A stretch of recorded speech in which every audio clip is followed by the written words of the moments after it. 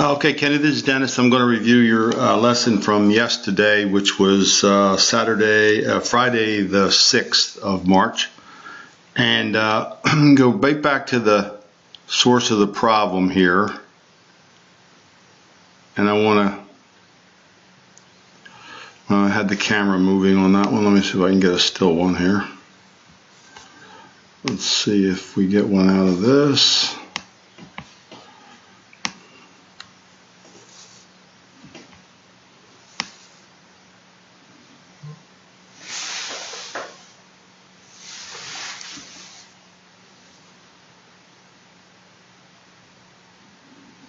All right.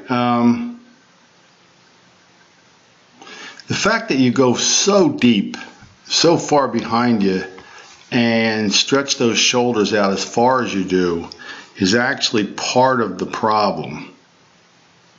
See, that brings you up way out of your posture, and that leads to inconsistency, the face closed, and not the least of which that happens is it points well to the right of where we're going here.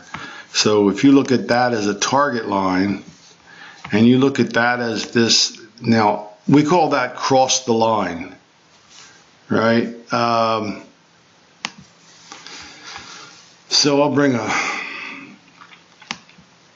model swing up here that I like in this case, and this would actually be where I'd like to get you. In other words, you just don't have to go as far. The more we shorten this backswing,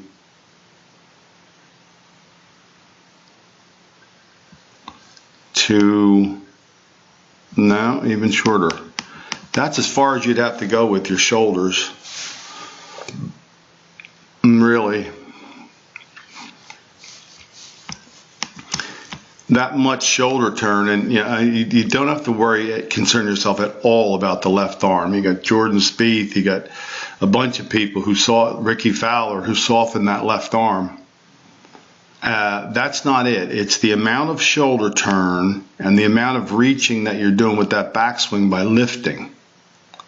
Now when that happens, that starts that club down that way. And that is mega steep. So if I bring your hands down to about here, and I were to bring his hands down to about there, same point in the downswing. In other words, we've got 43 and you've actually got 83, but that means it's 6 degrees past 90. So and it's not going to happen overnight, but every bit that we can bring this club down to eventually get that club more where he is going to be a big advantage to you. So what I'd like you to do, I saw you signed up for an ongoing series. So what I'd like you to do is get access as much as you possibly can to a hill above your feet. If you want to come over and use my live board, I've used this drill for years and years, and I know it's effective. You need a horizontal orientation to this thing. You need to get much less vertical in your golf.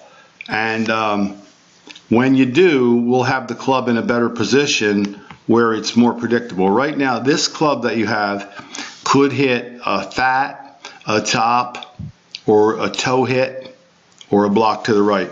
They're all, and that's the reason that you choke up as much as you do, because you're trying to avoid fat with that steep of a shaft. Okay, so we've got to feel the club. Go back here.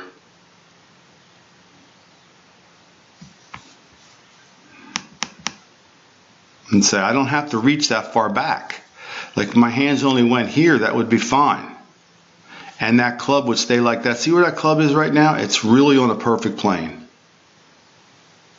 That club right there, we could play much better golf with.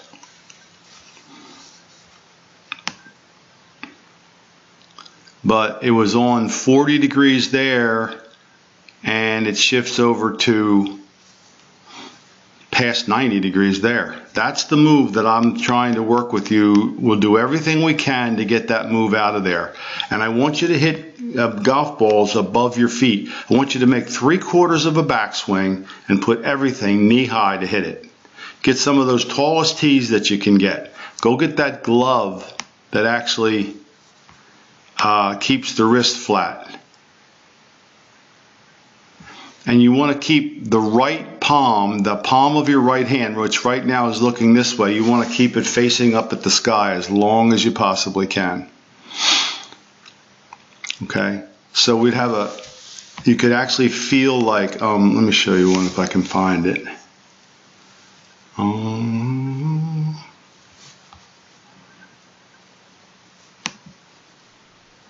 One that might demonstrate this for you here.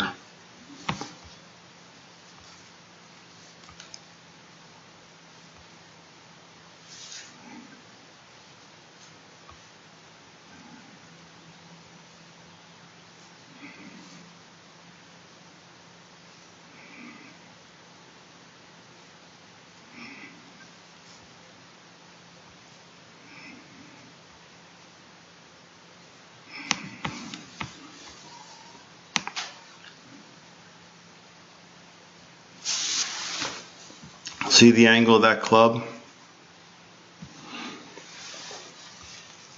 Right above the belt, right?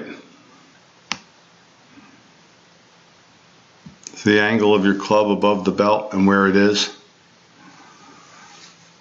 The goal would be this. Because this is very unpredictable when it comes down. Fat, thin, open, block. I mean, those are all things that are possible there.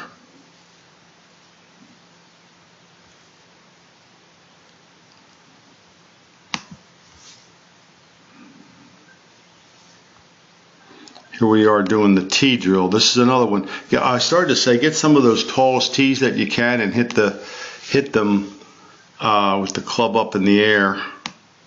You know, make sure you don't ground the club. So your backswing is not the problem. Your backswing is flat. That's extremely flat. But then it reverses and gets steep on the downswing. We do not hit the ball with the backswing. So there you go. You're starting down. See, that's where you want, just like that. That's the angle that it wants to be on starting down. When you do this drill, keep the club up in the air. Remember, everything is designed to get you to hit shin high or knee high to get a more horizontal orientation here. You know, we're not going to look like Garcia or McIlroy or those guys, but if we can get it down a little bit, see how far behind that arm is stretching? I mean, your hands don't have to go any further than right there. And then the body lifts it up.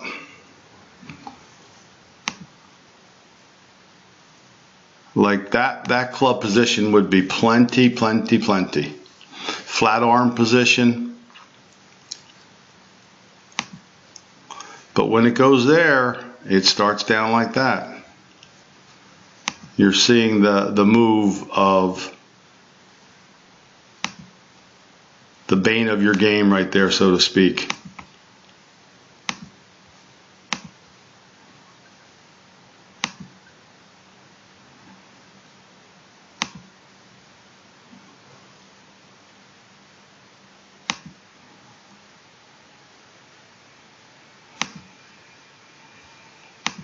So you tell me what it feels like that we have to do to get that club to lay out this way.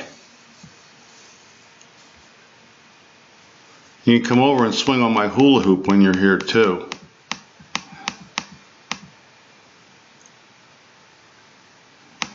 And I'll set it up for you on the super flat plane. Look where you started